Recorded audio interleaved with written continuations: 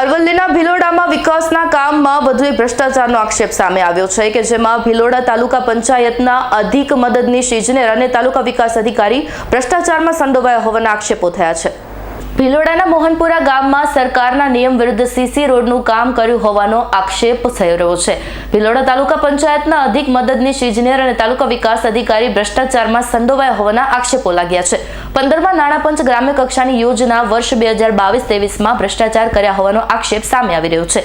રૂપિયા 3 લાખના ખર્ચે બનાવેલ સીસી રોડ નિયમ વિરુદ્ધ અને હલકી ગુણવત્તા હોવા છતાં તંત્ર દ્વારા બિલનું ચૂકવણું કરવામાં આવ્યું છે। ભિલોડા તાલુકા પંચાયતના તાલુકા વિકાસ અધિકારી અને અધિક મદદનીશ ઇજનેરે સ્થળ તપાસ કર્યા વિના બિલ પાસ કર્યો હોવાનો આક્ષેપ સામે આવ્યો છે। તંત્ર દ્વારા તાત્કાલિક ધોરણે તપાસ બેસાડવામાં આવે અને કાર્યવાહી કરવામાં આવે તેવી માંગ ઉઠી છે।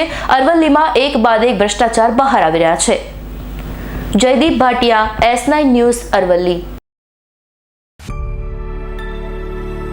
અમારી તમામ માહિતીથી અપડેટ રહેવા માટે જોડાયેલા રહો S9 ન્યૂઝ સાથે।